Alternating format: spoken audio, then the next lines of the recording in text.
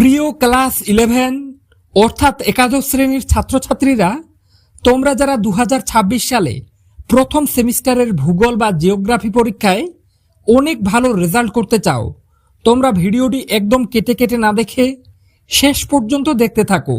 কেননা এই প্রশ্নপত্রে তোমরা যে যে প্রশ্নগুলো দেখবে প্রত্যেকটা যদি রেডি করতে পারো, তাহলে প্রথম সেমিস্টারের ভূগোল বা জিওগ্রাফি পরীক্ষায় অনেক প্রশ্ন তোমরা কিন্তু এই প্রশ্নপত্রটি থেকেই কমন পেয়ে যাবে।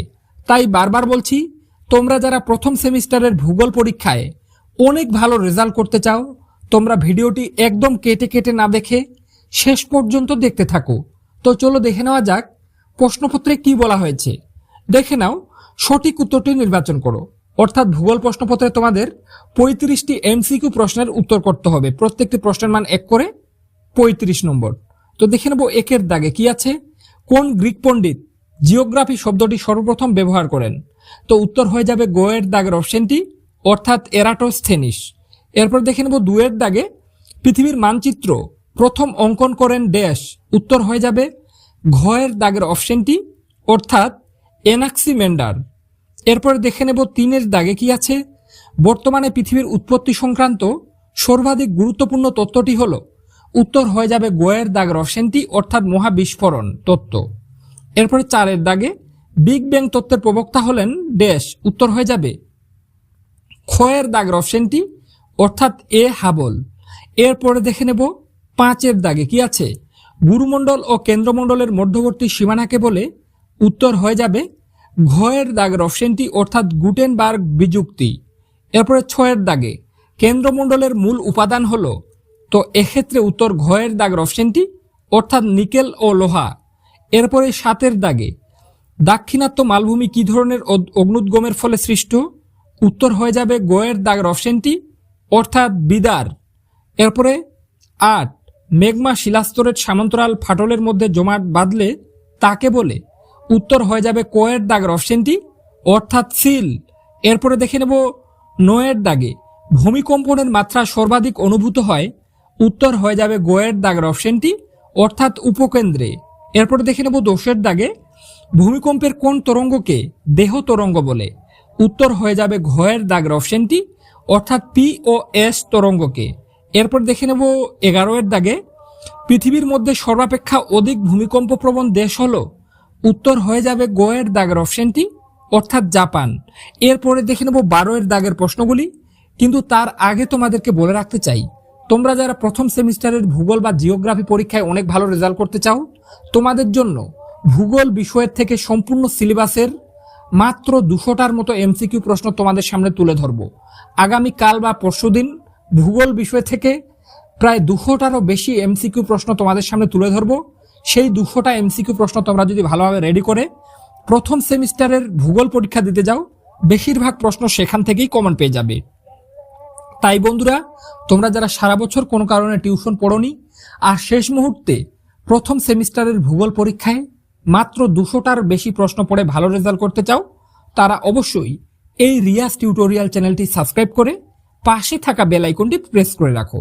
আগামীকাল বা পরশুদিন কিন্তু সেই ভিডিওটা আপলোড করা হবে, যাতে ভিডিওটি আপলোড করার সাথে সাথে তোমাদের কাছে নোটিফিকেশন পৌঁছে যায়। তার জন্য চ্যানেলটি সাবস্ক্রাইব করে পাশে থাকা বেল আইকনটি প্রেস করে রাখতে কিন্তু একেবারে ভুলবে না, বারবার বলছি। তো চলো দেখে নেবো এরপরে 12 এর দাগে কি আছে। ক্ষয়চক্রের শেষ সীমা বলতে বোঝায়। উত্তর হয়ে যাবে খ এর দাগের অপশনটি, অর্থাৎ সমুদ্রপৃষ্ঠকে। 13 এর দাগে উল্কাপিণ্ড পুড়ে ছাই হয়ে যায় যে স্তরে, সেটি হলো। উত্তর হয়ে যাবে খ এর দাগের অপশনটি, অর্থাৎ মেসোস্ফিয়ার। এরপরে 14 ওজোন স্তর ধ্বংসের জন্য যে গ্যাস প্রধান দায়ী তা হলো। উত্তর হয়ে যাবে খ এর দাগের অপশনটি, অর্থাৎ ক্লোরোফ্লোরোকার্বন। এরপরে 15 এর দাগে বায়ুমণ্ডলের ওজোন গ্যাসের ঘনত্ব পরিমাপক একককে বলে। উত্তর হয়ে যাবে ঘ এর দাগের অপশনটি, অর্থাৎ ডপসন। এরপরে 16 ভূগোল শাস্ত্রের কোন শাখায় জনসংখ্যা ও তথ্য সংক্রান্ত বিষয়ে আলোচনা করা হয়?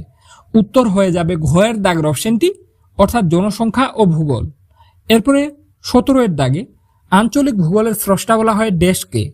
তো এর উত্তর হয়ে যাবে খ এর দাগের অপশনটি, অর্থাৎ কার্ল রিটারকে। এরপর দেখে নেব 18 এর দাগে কি আছে।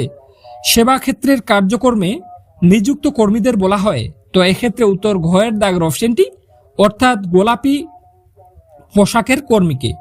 এরপরে দেখে নেব 19-এর দাগে কি আছে, সোনালী পোশাকের কর্মীরা যে কাজের সঙ্গে যুক্ত তা হলো, তো এক্ষেত্রে উত্তর হয়ে যাবে ঘয়ের দাগের অপশনটি অর্থাৎ পরামর্শদান।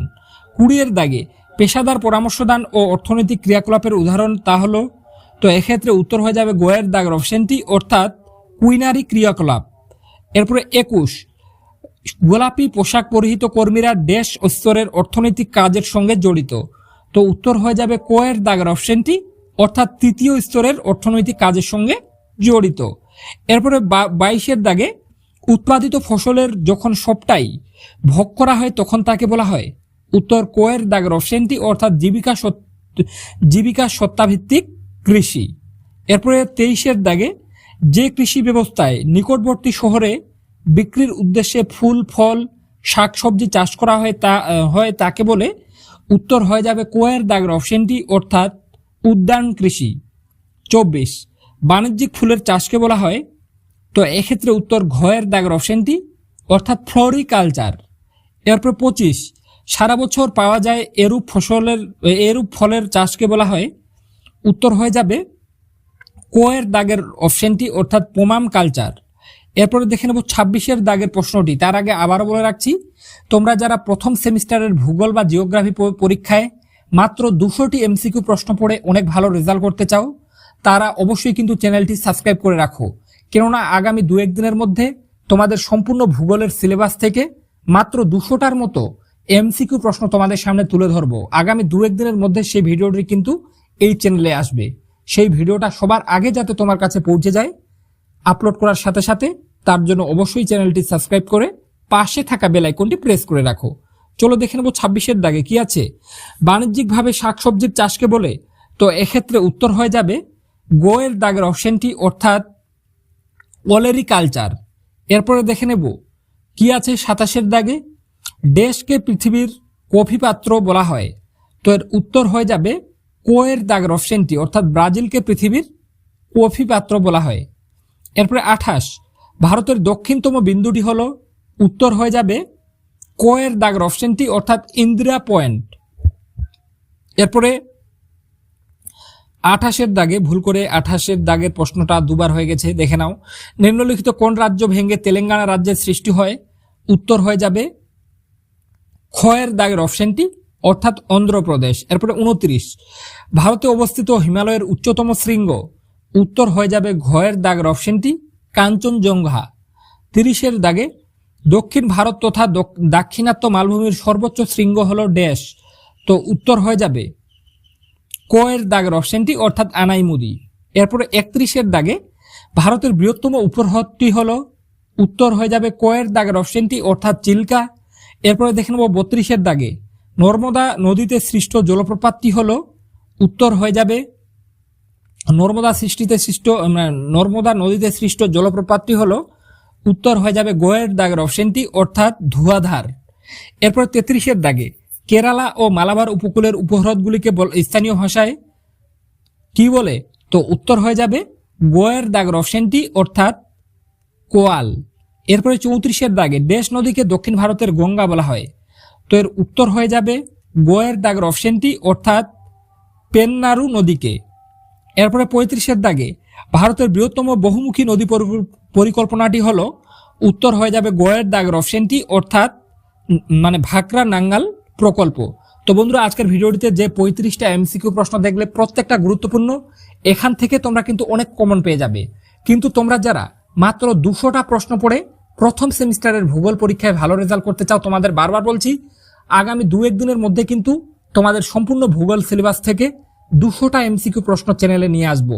সেই ভিডিওটা সবার আগে পেয়ে যেতে অবশ্যই চ্যানেলটি সাবস্ক্রাইব করে পাশে থাকা বেল আইকনটি প্রেস করে রাখো। তো আজকে পর্যন্তই, দেখা হবে এরকম নেক্সট কোনো ভিডিওতে।